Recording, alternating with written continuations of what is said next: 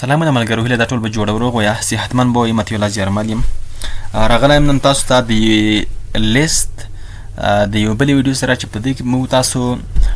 لیست ډاټا سټرکچر هغه کامپریهنشنز وایو چې لیست کې کامپریهنشن څه معنا لري یا لیست کامپریهنشن څه معنا لري. صحیح ده؟ ګورئ، لیست کامپریهنشن د لیست د جوړولو یوه چټکه لاره ده، یعنې پایتانیک طریقه یې ده. صحیح ده؟ هغه کار چې موږ تاسو په فارلو باندې کوو نو دلته یې په لیست کامپریهنشن باندې په اسانۍ سره ترسره کولی شو.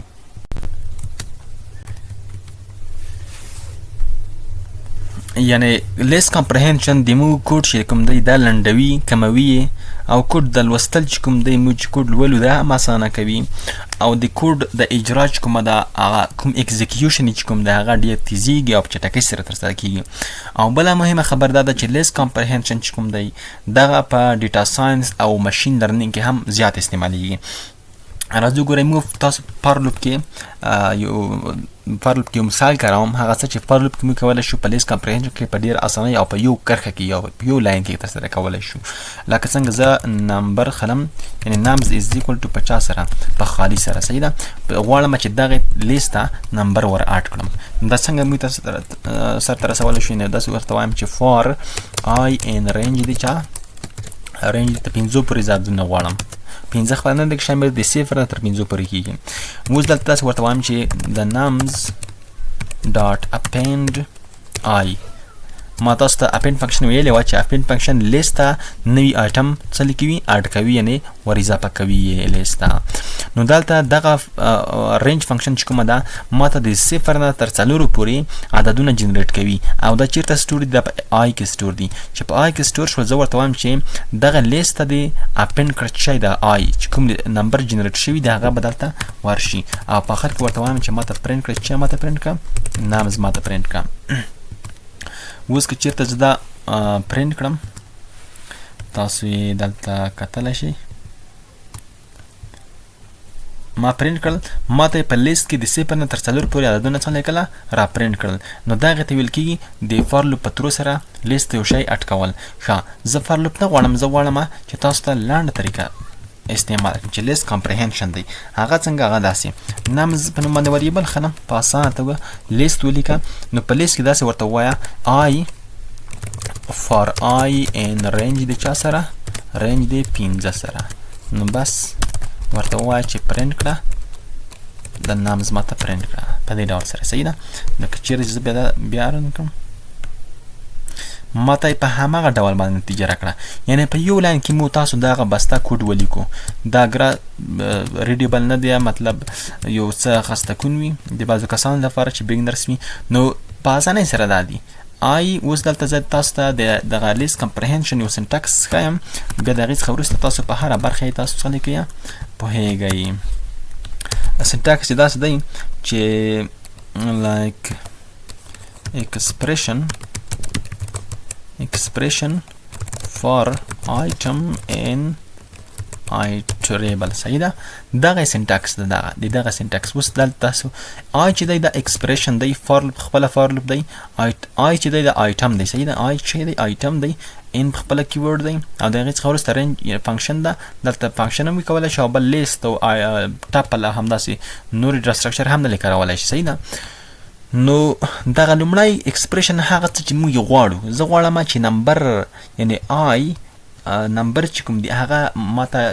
جنریټ شي په لیست کې. نو زه دلته دا غواړم. بیا ورته وایم چې فار آی ان رینج د ما لکه پاس مې چې لیکلی و دلته فار آی ان رینج دا شی، خو دا زه دا غواړم چې په آی کې سټور شي ځکه چې زه بیا نمز پرنټوم. نو نمز چې پرنټ کوم په دې آی کې ټول سټور دي او د هغه آی چې دی په لیست کې شامل دی. نو ځکه موږ تاسو ته دا ټول ښیي.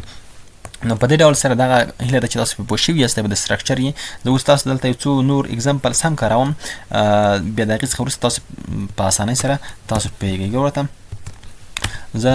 داسې کوم، دا به کاپي کړم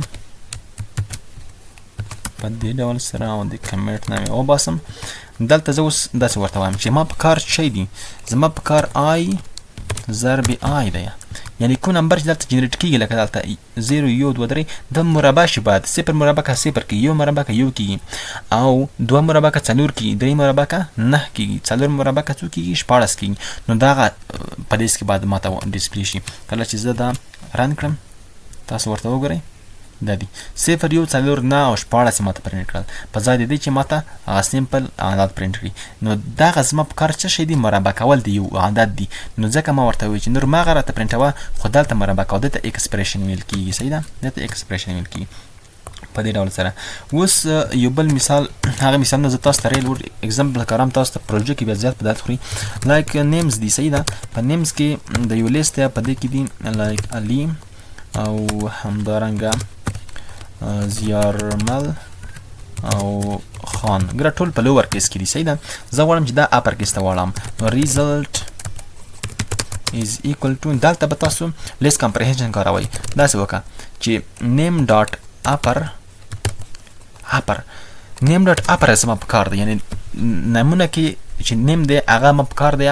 دا د نیم زما نیم ته راشي یعنی ټول په دې کې ستور شي بیا زه ټول اپر کول غواړم خو څه دلته به تاسو ورته وایئ چې for name in cha in name سره په دې ډول ساده پرینټ کړه ماته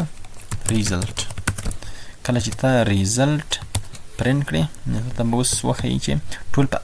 اپر کیس کې دي ګره علي زیارمل او خان ټول په اپر کیس کې شول نو په دې ډول سره مو تاسو وکولی شول چې د یو لیست ټول هر څومره په زرهاو آیټمز هم ولري یو لیست نو مو تاسو په یو لاین کې کولی شو چې اپر کیس ته یې واړو او نور عملي پې ترسره کړو اوس په دغه کې لیست کمپریهنشن کې مو تاسو اف سټیټمنټ هم کارولی شو هغه څنګه هغه به زه تاسو ته دغه سینټاکس در معرفي کړم داسې مې کولی شو چې نیو لیست وي دا از ایکول وي په چا سره په ایکسپریشن سره ایکسپریشن په همغه ډول خو فار آیټم ان چا سره آیټریبل په همغه ډول لکه د وخته چې و خو دلته یو شی اضافه دی اف کانډیشن if condition د if condition پکې اضافه شو مو دلته if statement پکې کارولی شو څه ډول کارولی شو مو تاسو غواړو چې نمبرز دي صحیح ده داسې ولیکم چې numbers is equal to 50 سره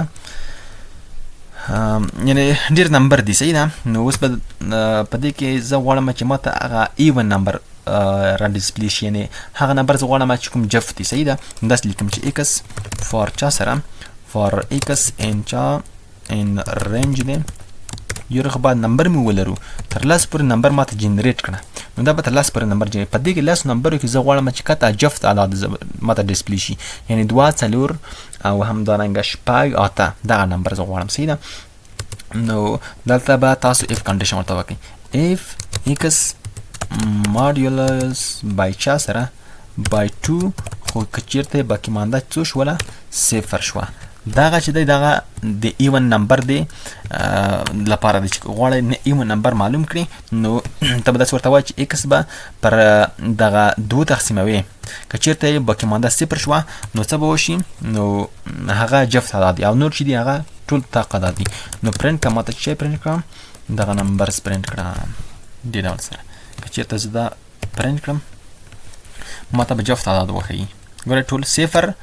2 4 او 6 او 8 سره په دې ډول سره صحیح ده ښه نو په دې 0 ځکه وښودو 0 په جفت عدد کې حسابېږي ځکه وښودو چې که چېرته 0 پر 2 تقسیم کې 0 کېږي نو 0 مساوي 0 یعنې باقي مانده هم 0 شوه نو چې 0 شوله نو بس دا په جفت عدد کې شامل شو نو په دې ډول سره مې کولی شو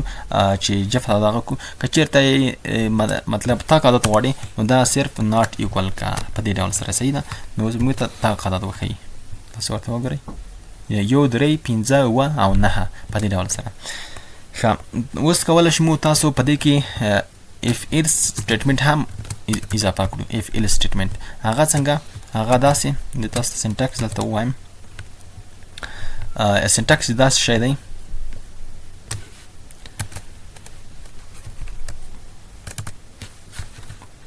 زه به تاسو ته د سینټاکس اول وایم expression خو if true if true هغه expression دلته کارو چې کچېرې صحیح وي نو بیا دلته if statement کارو دلته ورته وایي چې if condition دا رقم بیا ورته وایي چې else بیا ورته وایي چې condition if false بیا ورته وایي چې for item in چا سره iterable سره نو په دې ډول دا سینټاکس شو نو دلته اوس مو تاسو سره کوم یو مثال کارو صحیح ده زه نمبرز لرم is equal to 50 سره یو 2 3 4 5 6 7 8 په دې ډول سره صحیح ده دلته زه ورته وایم چې result is equal to 50 سره اوس په دې کې زه even او بل څه شي یعنی هغه نمبر شي طاق او جفت هغه زه معلومول غواړم څنګه کول دلته ورته وایم چې even دې ماته پرنټ شي خو if که چیرته څه نه وه د x modulus by 2 is equal پر چا سره پر 0 سره او دلته تاسو ورته چې else